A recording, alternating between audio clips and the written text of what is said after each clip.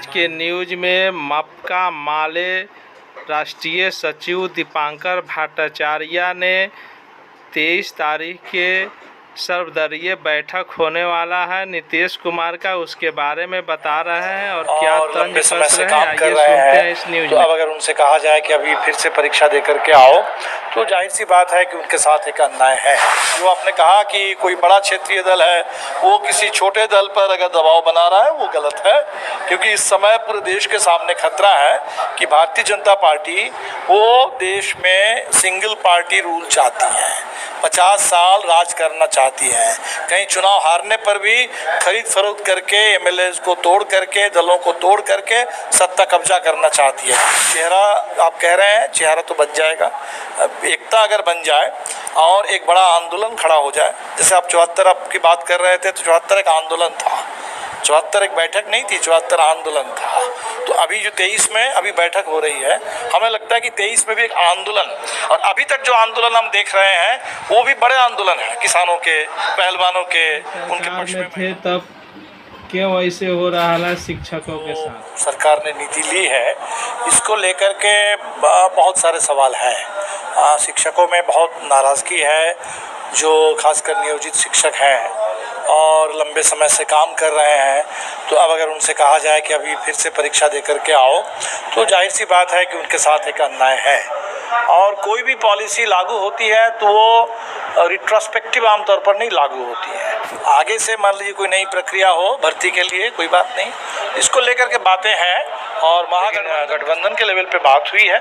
और हमें उम्मीद है कि 23 तारीख की बैठक के बाद ज़रूर जो बिहार के मसले हैं, ये तो राष्ट्रीय स्तर पर बैठक है, जो बिहार के मसले हैं उन मसलों पर बात होगी और इस पर कोई भी कोऑर्डिनेशन कमेटी अभी तक ले क्यों नहीं, या कोऑर्डिनेशन कमेटी नहीं बनी, बिल्कुल सही बात है, अभी नहीं बनी और नहीं बनने का कुछ खामियाजा है। कोई व्यवस्थित ढंग से एकता, अगर जैसे आज 15 तारीख पूरे बिहार में हर प्रखंड में आंदोलन हो रहा है, और इसके लिए आप देखेंगे कि इस आंदोलन के लिए लेकिन एक व्यवस्था बनाई गई, हर प्रखंड में, हर जिले के लिए एक कोऑर्डिनेशन बनाया गया। तो इसी तरह जैसे आज के एक दिन के कार्यक्रम के लिए कोऑर्डिनेशन का इंतज़ाम किया गया, तो पूरे ठीक से सरकार चले, ठीक से गठबंधन चले, तो इसके लिए भी एक कोऑर्डिनेशन की ज़रूरत है। और ये बात बिहार के लिए भी सही है, जो राष्ट्रीय स्तर पर बनेगा उसके लिए भी सही है। लेकिन हमें लगता है कि कोऑर्डिनेशन गठबंधन के बेहतर संचालन के लिए है, लेकिन गठबंधन ही ना चले, ना बने, इसके लिए तो नहीं है। तो ये क्या बात हुई हमको बहुत समझ में नहीं आई। लेकिन जो आपने कहा कि कोई बड़ा क्षेत्रीय दल है वो किसी छोटे दल पर अगर दबाव बना रहा है, वो गलत है, क्योंकि इस समय पूरे देश के सामने खतरा है कि भारतीय जनता पार्टी वो देश में सिंगल पार्टी रूल चाहती है, 50 साल राज करना चाहती है। कहीं चुनाव हारने पर भी खरीद फरोख्त करके एमएलए को तोड़ करके, दलों को तोड़ करके सत्ता कब्जा करना चाहती है, जिसके दर्जनों उदाहरण पिछले दिनों हमें मिले हैं। और इसी पटना में नड्डा साहब आए थे और जदयू को भी धमकी दे करके गए थे, जिसके बाद 9 अगस्त को नीतीश जी ने ये फैसला किया और जदयू ने नाता तोड़ा एनडीए से। वो धमकी दे करके गए पटना से कि देश में एक ही पार्टी रहेगी और तमाम क्षेत्रीय दलों का समय समाप्त हो रहा है, एक भारतीय जनता पार्टी है जो राज करेगी। इसलिए विपक्षी दलों के अंदर आज तो ज़रूरत है कि हर तरह की पार्टियां साथ आए।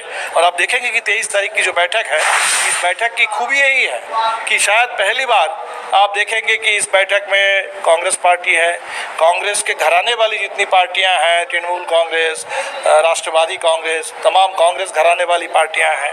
देश में जो सामाजिक न्याय का घराना है उसकी जितनी पार्टियां हैं, जदयू हो, राजद हो, सपा हो, ये पार्टियां हैं, आम आदमी पार्टी एक उभरती हुई नई पार्टी, कम्युनिस्ट पार्टियां, सीपीआई, सीपीएम जैसी पुरानी पार्टी, माले जैसी नई पार्टी, तमाम कम्युनिस्ट पार्टियां इसमें हैं।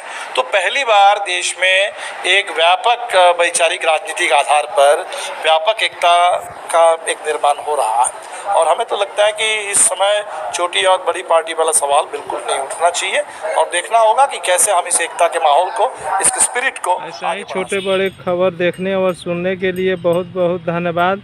देखते रहिए MSJP न्यूज़, सत्य, संघर्ष और अपना ज्ञान बढ़ाने के लिए देखते रहिए MSJP न्यूज़। जय हिंद, भारत माता की जय, जय श्री राम।